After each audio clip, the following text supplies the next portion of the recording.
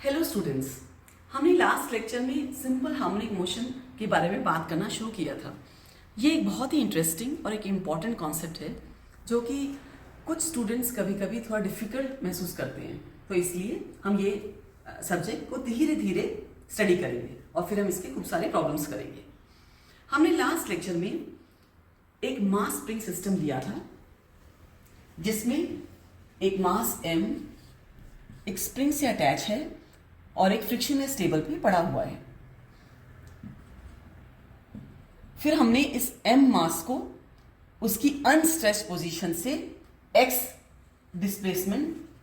से डिस्प्लेस किया और मैंने बताया था आपको कि जो फोर्स है वो डायरेक्टली प्रोपोर्शनल टू x है और directed towards the mean position है। फिर हमने न्यूटन्स लॉ को यूज करके इसकी डिफरेंशियल इक्वेशन लिखी थी। ये सब हम डिटेल में लास्ट लेक्चर में हम बात कर चुके हैं। हम फिर से इसके ऊपर आएंगे और प्रोपोर्शनलिटी का साइन हटाकर मैंने एक कांस्टेंट k यूज किया था। इस तरीके से हमें सिंपल हार्मोनिक मोशन की डिफरेंशियल इक्वेशन मिल गई थी और हमने लास्ट लेक्चर में k को समझा, k क्या है उसके बारे में बात की और हमने k/m को ओमेगा नॉट से डिनोट किया था। हम kx को लेफ्ट में ले गए, m से डिवाइड किया इक्वेशन और हमने k/m को ओमेगा नॉट स्क्वायर से डिनोट किया।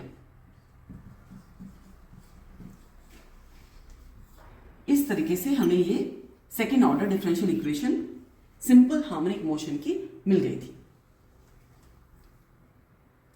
उसके बाद मैंने कहा था कि अब हम स्टडी करेंगे कि कैसे जो x है उस मास का पोजीशन है टाइम के साथ कैसे चेंज होगा।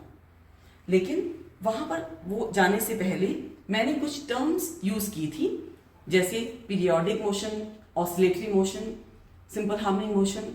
तो हम रुक कर 2-3 मिनट पहले इन टर्म्स को ठीक से समझते हैं।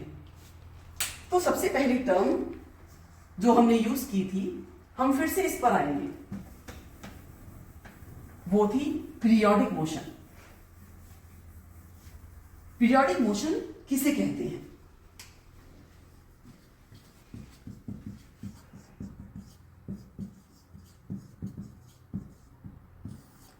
जो मोशन रेगुलर इंटरवल्स पे रिपीट करे उस मोशन को पीरियोडिक मोशन बोलते हैं। जैसे अर्थ सन के चारों तरफ रिवॉल्व करती है in fix time.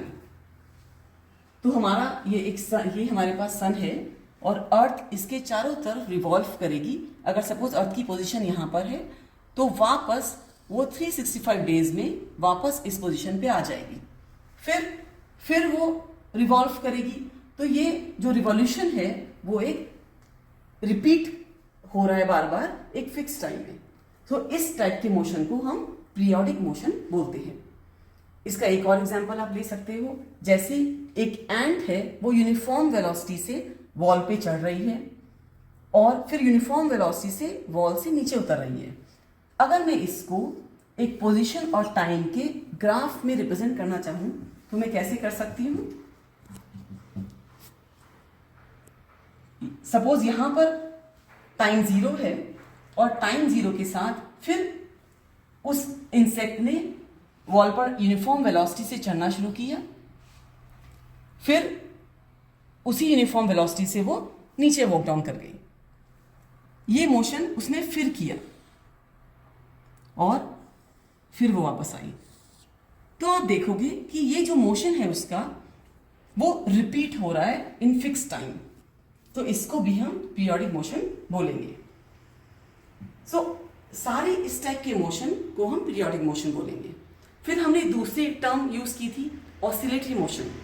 Oscillatory motion periodic motion का एक स्पेशल टाइप है जो कि पीरियोडिक है बट वो रिपीट करता है regular intervals of time around mean position और इक्विलिब्रियम पोजीशन।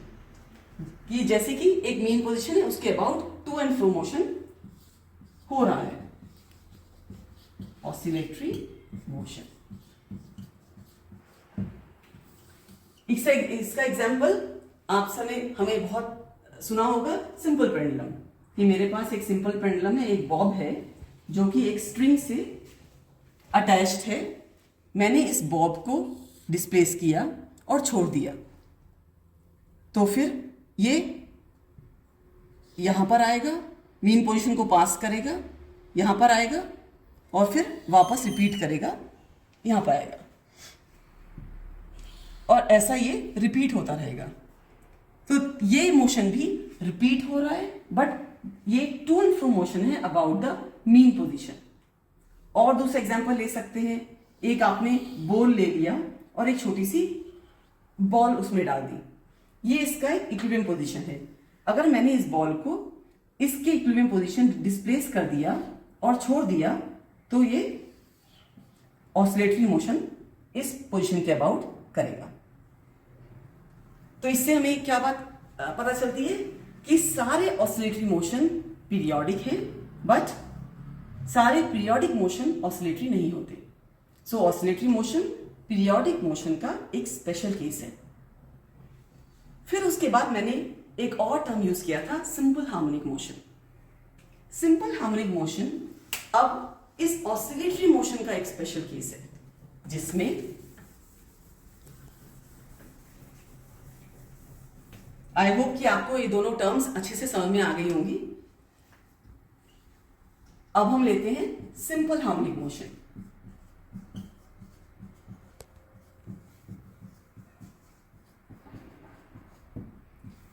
इस मोशन में अगर जो हमने उस मास, उस पेंडुलम में, उस बॉब पर जो फोर्स लगाई है, वो फोर्स अगर डायरेक्टली प्रोपोर्शनल है डिस्प्लेसमेंट के, और ये डायरेक्टेड है टुवर्ड्स द मीन पोजीशन, तो इसलिए हम ये माइनस साइन लगाएंगे। इस माइनस साइन का मतलब है कि ये रेस्टोरिंग फोर्स है, कि मैंने डिस्प्लेस किया उस मास को और वो फिर वापस उसी मीन पोजीशन की तरफ आना चाहता है, फिर वो दूसरी तरफ जाएगा, फिर वापस उसी मीन पोजीशन की तरफ आना चाहेगा।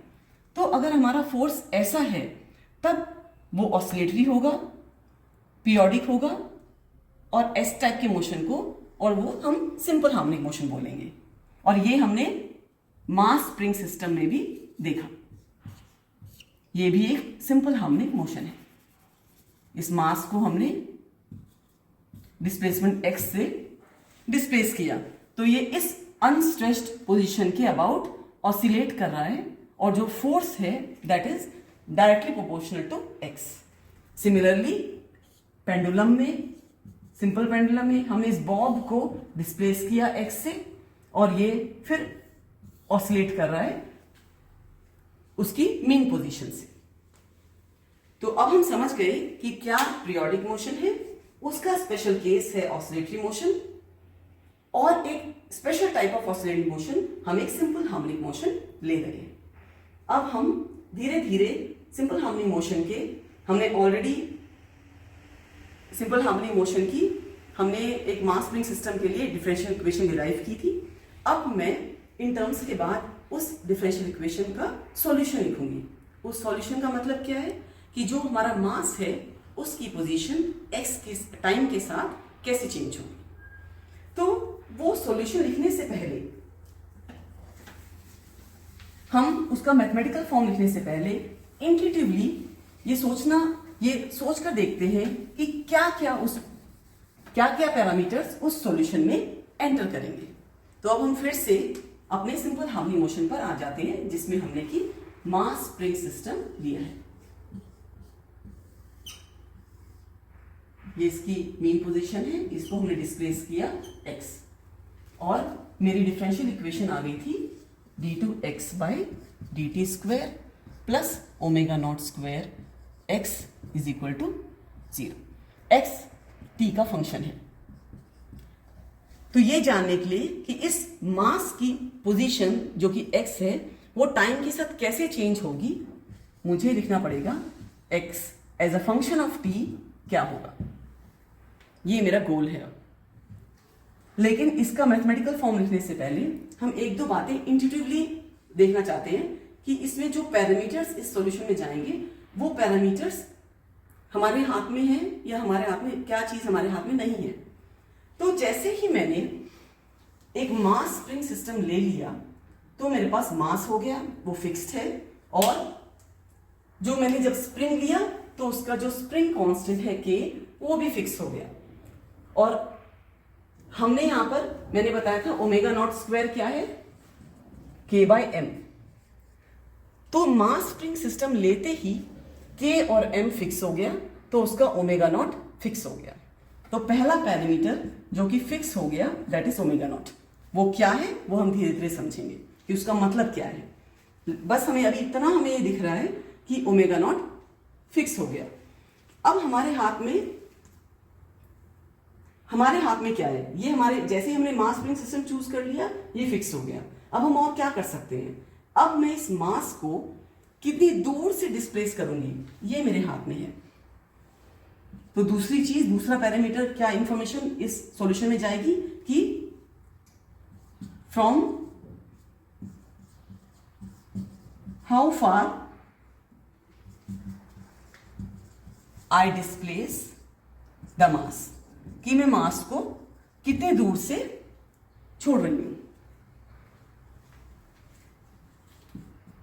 और तीसरी चीज, मैंने उस मास को जब छोड़ा तो मैंने अपनी क्लॉक को किस टाइम पे सेट किया, ये भी मेरे हाथ में है कि मैंने टाइम उस क्लॉक का t = 0 सेट किया छोड़ते वक्त, या t = 5 सेकेंड है या क्या है। तो तीसरी चीज जो मेरे हाथ में है जो मैं सेट कर सकती हूं, at what time I leave the mass, या मैंने अपनी क्लॉक को किस टाइम पर सेट किया। तो ये सारी इंफॉर्मेशन मेरे सॉल्यूशन में जाएगी, और ये सारे इंफॉर्मेशन जिस पैरामीटर से जाएगी उसके बारे में हम समझते हैं। ठीक है, तो यहां तक यही चीजें हैं जो कि मेरे सॉल्यूशन को बताएंगी कि मेरा सॉल्यूशन क्या है, या जो उस मास की पोजीशन है वो टाइम के हिसाब से कैसे चेंज हो रही है। अब मैं लिखती हूं इसका, तो ये हमें इंट्यूशंस हैं कि ऐसा ऐसे ये सब पैरामीटर्स इस सॉल्यूशन में जाएंगे। अब मैं इस सॉल्यूशन का मैथमेटिकल फॉर्म लिखती हूं।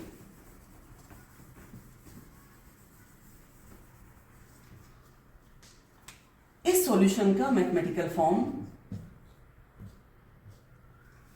होगा a cos omega naught t plus 5।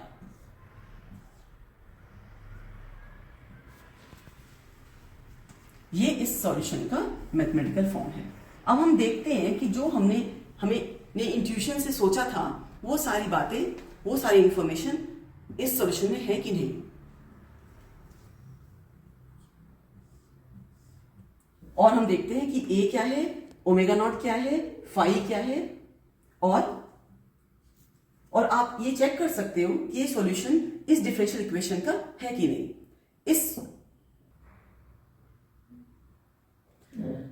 तो हमने इस सॉल्यूशन का मैथमेटिकल फॉर्म लिख लिया। अब हम चेक करेंगे कि ये सॉल्यूशन इस डिफरेंशियल इक्वेशन का है कि नहीं। उसके लिए हमें क्या करना होगा, हमें इस डिफरेंशियल इक्वेशन के लिए क्या चाहिए, एक तो x as a function of t और दूसरा second derivative of x as a function of t। तो उसके लिए हम क्या करेंगे, इसका फर्स्ट डेरिवेटिव और सेकेंड डेरिवेटिव निकालेंगे। तो dx/dt is equal to a, ये तो कांस्टेंट है तो हम ऐसे ही लिखेंगे, cos का डेरिवेटिव होता है sin, and cos is also function of omega naught t। इसके आर्गुमेंट में क्या है, ओमेगा नॉट t, फाई भी कांस्टेंट है। तो जब हम इसका डेरिवेटिव x का विद रिस्पेक्ट टू t ले रहे हैं तो यहां से ओमेगा नॉट बाहर आ जाएगा। सो ओमेगा नॉट cos का डेरिवेटिव होगा minus sine omega naught t plus 5। तो अब इस बात का ध्यान रखें कि आप गलती से a omega naught minus sine नहीं लिख दें, माइनस ये इसके मल्टीप्लिकेशन में है, या हम इसको ऐसे लिख सकते हैं minus a omega not sine omega naught t plus 5। ये फर्स्ट डेरिवेटिव है। अब अगर मैं इसका सेकेंड डेरिवेटिव लेती हूं d2x by d t square, तो साइन का डेरिवेटिव ये अब कांस्टेंट हो गया। साइन का डेरिवेटिव जिसका कि आर्गुमेंट ओमेगा नॉट टी है, टी का फंक्शन है, क्या होगा साइन का कॉस और एक और ओमेगा नॉट बाहर आ जाएगा। सो माइनस ए omega naught square cos omega naught T plus 5। और अब आप यहां देखोगे कि a cos omega naught T plus 5 क्या है मेरा xt, और इसको मैं फिर से यहां xt सब्स्टिट्यूट कर सकती हूं d2x by d t square is equal to minus omega naught square x as a function of t। मैंने a cos omega naught T plus 5 की जगह xt लिख दिया, और मुझे इस सॉल्यूशन का सेकंड डेरिवेटिव लेके फिर से ये डिफरेंशियल इक्वेशन मिल गई, जिससे हमें क्या पता चलता है कि जो हमने सोचा था कि ये सॉल्यूशन इस डिफरेंशियल इक्वेशन का होगा कि नहीं वो करेक्ट है। तो अब हमने ये चेक कर लिया कि ये इस डिफरेंशियल इक्वेशन जो कि एक सिंपल हार्मोनिक मोशन की डिफरेंशियल इक्वेशन है उसका सॉल्यूशन है। तो ये सॉल्यूशन एक सिंपल हार्मोनिक मोशन को रिप्रेजेंट करता है। अब हम इसके पैरामीटर्स को अंडरस्टैंड करने की कोशिश करेंगे। तो इसमें क्या क्या चीजें, क्या कौन कौन से पैरामीटर्स हैं? a ओमेगा नॉट 5, इन सब का क्या मतलब है? और हमने उससे पहले कुछ इंट्यूटिव अंडरस्टैंडिंग की थी। तो मैंने कहा था कि क्या इंफॉर्मेशन हमारे हाथ में है, ओमेगा नॉट फिक्स हो गया था, हमारे हाथ में क्या है कि मैं कितनी दूर से उस मास को छोड़ रही हूं। तो जो मैक्सिमम दूरी है जिसे मैं छोड़ रही हूं वो मेरे हाथ में है। वो कैसे डिटरमाइन होगा, किस चीज से? हम ये जानते हैं, हम देखते हैं अभी, हमें जानते हैं कि कॉस का मैक्सिमम वैल्यू +1 होता है और मिनिमम -1। सो कॉस कहां जा सकता है? मैक्सिमम +1 तक और मिनिमम -1 तक। अगर कॉस की मैक्सिमम वैल्यू 1 है तो x जो हमारा पोजीशन है वो मैक्सिमम कहां तक जा सकता है? अगर ये +1 है a तक, और अगर cos -1 है तो ये -a तक ऑन एक्सट्रीम लेफ्ट पोजीशन। तो इससे हमें क्या पता चलता है कि a वो मैक्सिमम पोजीशन है जिसमें मैं छोड़ सकती हूं, और फिर वो अगर मेरी कंडीशन एकदम आइडियल है, कोई भी डैम्पिंग कोई भी एयर फ्रिक्शन नहीं है, तो जो मेरा सिस्टम, जो मेरा मास स्प्रिंग है वो a एम्पलीट्यूड a से जाएगा, राइट साइड में मैंने खींचा है, और दूसरी साइड में भी वो a से जाएगा, a तक जाएगा, उसकी मैक्सिमम डिस्प्लेसमेंट -a होगी। इसको हम एम्पलीट्यूड बोलते हैं और मैक्सिमम डिस्प्लेसमेंट। तो a हमारा क्या है? Maximum displacement.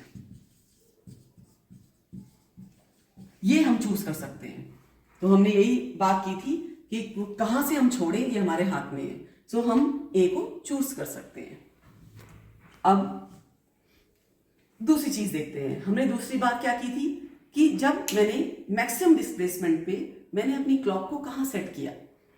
अगर मैंने अपनी क्लॉक को t = 0 पे सेट किया एट मैक्सिमम डिस्प्लेसमेंट, तो आप देखिए इसमें अगर मैक्सिमम डिस्प्लेसमेंट है इसका मतलब xt = a होना चाहिए, और t मैंने चूज किया t = 0, फिर cos की वैल्यू क्या होनी चाहिए? 1, क्योंकि मेरा xt = a है, मैं चाहती हूं कि मैक्सिमम डिस्प्लेसमेंट हो।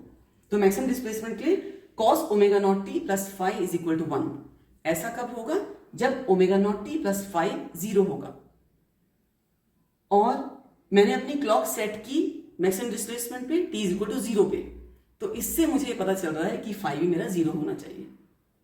तो मैक्सिमम डिस्प्लेसमेंट के लिए, so if I set t = 0 for maximum displacement,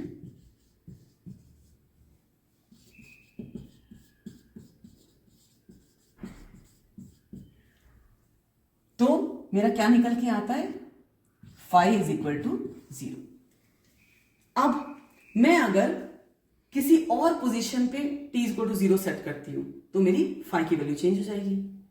और अगर मैं एक और हम एक्सट्रीम केस लें, अगर मैं चूज करती हूं कि मेरा क्लॉक जो है वो एक्सट्रीम लेफ्ट पोजीशन पे हो, so for example x equal to minus a पे मैं एक्सट्रीम लेफ्ट पोजीशन पे, तो कैसे आएगा यहां पर माइनस? कब आएगा?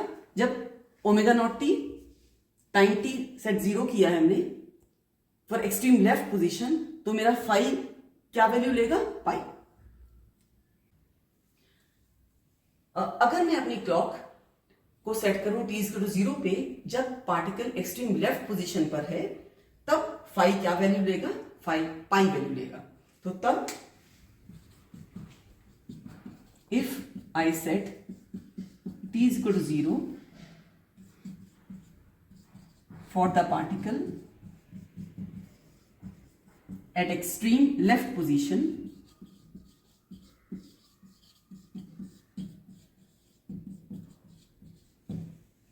then phi मेरा हो जाएगा पाई,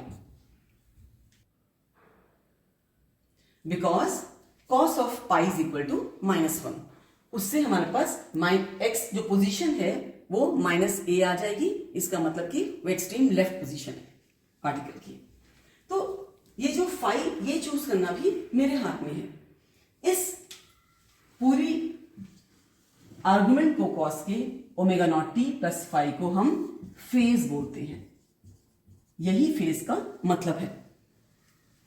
और ए को हम एम्पलीट्यूड बोलते हैं और इसमें फाई को हम बोलते हैं फेज कांस्टेंट, जिसकी वैल्यू चेंज होती रहेगी। इस बात पे डिपेंड करेगी कि मैंने अपनी क्लॉक कहां सेट की है। कांस्टेंट। अब लेट मी रिपीट, ए हमारा एम्पलीट्यूड है और जो कॉस का आर्गुमेंट है omega naught T plus phi वो फेज है और फाई हमारा फेज कांस्टेंट है। और फाई की वैल्यू इस बात पर डिपेंड करेगी कि मैंने अपनी क्लॉक t इक्वल टू 0 पर किस मास के किस पोजीशन पर सेट की है। आई होप ये सब आपको अच्छे से समझ में आ गया होगा। अब हमारा एक और इंपॉर्टेंट पैरामीटर बचा है ओमेगा नॉट। उसका क्या मतलब है वो हम देखते हैं।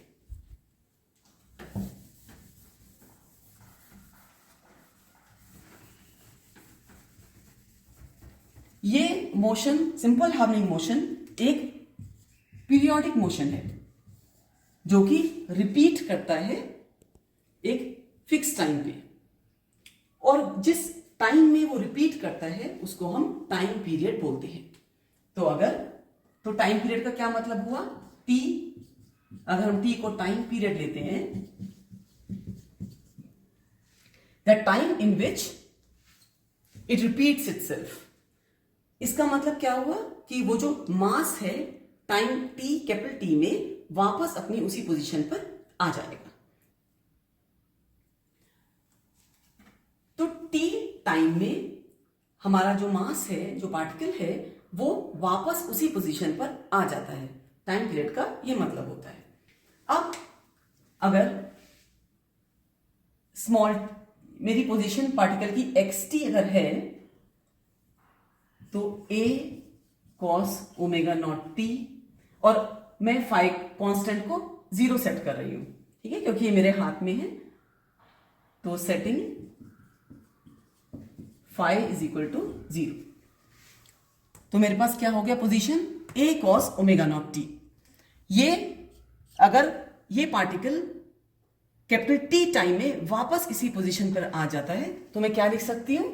a cos omega naught t plus capital T। क्या मतलब है इसका?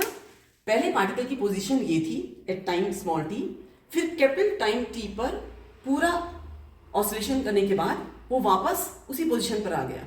तो मेरा मास स्प्रिंग सिस्टम अगर सपोज यहां मैंने छोड़ा, डिस्प्लेस किया, वो वापस दूसरी तरफ जाकर कैपिटल टाइम t में वापस वहीं पर आ गया। ये मैंने लिखा है। तो जो पार्टिकल की ये पोजीशन डिनोट करता है वो सेम है। अब इसमें हम क्या कर सकते हैं? कॉस का पीरियड 2 पाई होता है कि कॉस 2 पाई के बाद सेम वैल्यू लेगा। तो मैं इसको लिख सकती हूं omega naught t is equal to 2 pi plus omega naught T plus omega naught capital t. इस इक्वेशन को अगर मैं इक्वेट करूं तो मेरे को क्या मिलता है, 2 pi is equal to omega naught capital T. Omega naught is equal to 2 pi upon capital T. इसका क्या मतलब हुआ कि 2 पाई रेडियंस अगर इन टी सेकेंड्स, अगर टाइम पीरियड मेरा 1 सेकेंड है तो उस पार्टिकल ने 2 पाई रेडियंस कवर कर लिए। और 1/t को अगर मैं साइकिल्स में सोचूं तो मैं लिख सकती हूं 2 पाई स्मॉल एफ। एफ क्या है, फ्रीक्वेंसी, कितने साइकिल पर सेकेंड उस पार्टिकल ने कवर किए। तो अगर उस पार्टिकल ने एक साइकिल 1 सेकेंड में कवर किया तो एफ हमारा 1 साइकिल पर सेकेंड हो जाएगा। और तो इसलिए यहां से ये क्लियर है कि ओमेगा नॉट क्या फिजिकली सिग्निफाई करता है, angular frequency of that mass, उस मास का फ्रीक्वेंसी कि वो कितना साइकिल्स पर सेकेंड, 2 पाई टाइम्स कितने साइकिल्स पर सेकेंड कवर कर रहा है। ठीक है, और हम ओमेगा नॉट को क्या लिख सकते हैं, रेडियंस पर सेकेंड। तो इसका ओमेगा नॉट का यूनिट क्या होगा, रेडियंस पर सेकेंड। ये इस ओमेगा नॉट का मतलब है। अब हम सारे पैरामीटर्स समझ चुके हैं जो कि हमारे सॉल्यूशन सिंपल हार्मोनिक ऑसिलेटर के सॉल्यूशन में गए थे। ए जो कि एम्पलीट्यूड है, मैक्सिमम डिस्प्लेसमेंट जहां तक वो जा सकता है।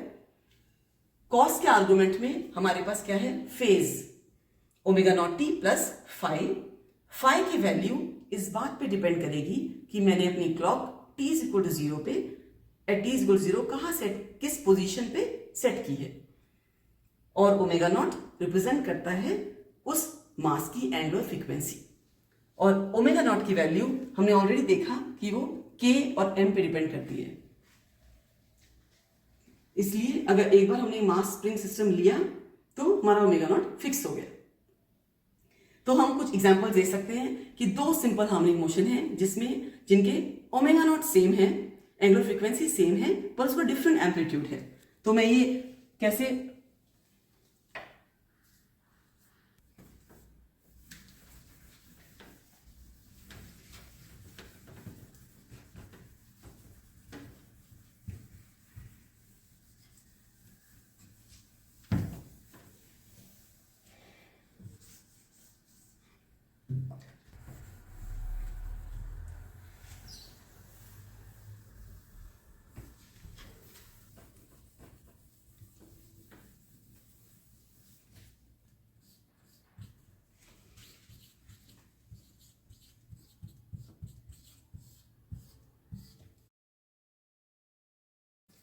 तो हमने सिंपल हार्मोनिक मोशन का ये सॉल्यूशन लिख लिया जिसमें कि ए एम्पलीट्यूड है,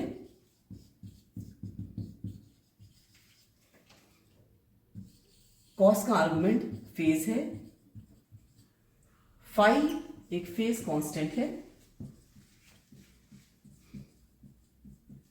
और ओमेगा नॉट एंगुलर फ्रीक्वेंसी है।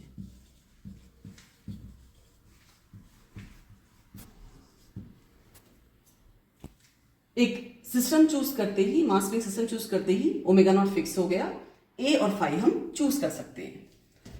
अब हम 2 सिंपल हार्मोनिक मोशन को कंपेयर कर सकते हैं जिसमें अगर सेम एम्पलीट्यूड है, डिफरेंट एंगुलर फ्रीक्वेंसी है। तो मैं एक एग्जांपल लेना चाहती हूं कि जिसमें कि मेरे पास 2 मास स्प्रिंग सिस्टम है जिनका k डिफरेंट है, m डिफरेंट है और दोनों की एंगुलर फ्रीक्वेंसी डिफरेंट हो गई। अब मैंने उन दोनों सिस्टम को सेम एम्पलीट्यूड से डिस्प्लेस किया। तो मेरे पास एक यहां पर मास स्प्रिंग सिस्टम है और एक डिफरेंट स्प्रिंग है। तो इन दोनों का ओमेगा नॉट डिफरेंट है, पर मैंने दोनों को सेम एम्पलीट्यूड से डिस्प्लेस किया तो मेरा सॉल्यूशन कैसा दिखेगा। अगर मैं इसको प्लॉट करती हूं x as a function of t, तो क्या होगा, a सेम है लेकिन एंगुलर फ्रीक्वेंसी डिफरेंट है। इसका मतलब कि वो जितना कितने रेडियंस पर सेकेंड एग्जीक्यूट कर रहा है वो चीज डिफरेंट है। तो मेरा एम्पलीट्यूड a, ये मैक्सिमम डिस्प्लेसमेंट अगर a ये है तो ये दोनों सिंपल हार्मोनिक मोशन का सेम है। तो मैं इसको कैसे डिनोट कर सकती हूं,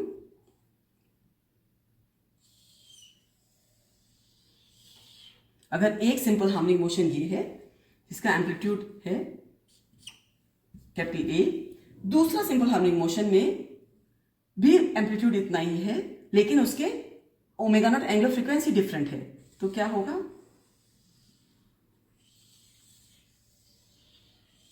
वो ऐसा हो सकता है जिसमें कितने वो साइकिल्स पर सेकंड कवर करेगा वो डिफरेंट है लेकिन उसका एम्पलीट्यूड सेम है। मैं एक और केस ले सकती हूं जिसमें एंगुलर फ्रीक्वेंसी सेम है लेकिन एम्पलीट्यूड डिफरेंट है। तो दो मैंने सेम मास स्प्रिंग सिस्टम ले लिए, एक मास स्प्रिंग सिस्टम ले लिया जिसको मैंने एक बार A1 से डिस्प्लेस किया, दूसरी बार A2 से डिस्प्लेस किया, तो दोनों बार मेरा ओमेगा नॉट सेम है। अगर मुझे ये इसका ग्राफिकली इसको देखना है तो कैसा दिखेगा, xt as a function of t,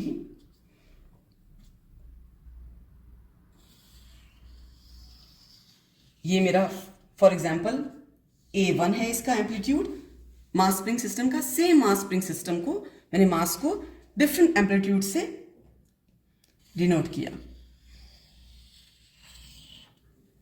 तो इसका एम्पलीट्यूड डिफरेंट है लेकिन कितने साइकिल्स पर सेकंड वो एग्जीक्यूट करेगा वो सेम रहेगा। तो मैं ये भी चूज कर सकती हूं। तो ये ग्राफ से आप इस सॉल्यूशन को डिफरेंट केस लेकर अच्छे से समझ सकते हैं कि अगर मैं a वेरी करूंगी तो क्या होगा, अगर ओमेगा नॉट डिफरेंट है तो क्या है। ऐसे ही मैं फेज कांस्टेंट भी चेंज कर सकती हूँ कि मैंने अपनी एक क्लॉक को t=0 सेट किया जब पार्टिकल एक्सट्रीम पोजीशन पे है और दूसरी बार उस पार्टिकल का पोजीशन डिफरेंट है, तो वो डिफरेंट उसका ग्राफ डिफरेंट होगा। आई होप आपको ये सारी बातें अच्छे से समझ में आ गई होंगी। इसके बाद हम इसकी कुछ प्रॉब्लम्स करेंगे।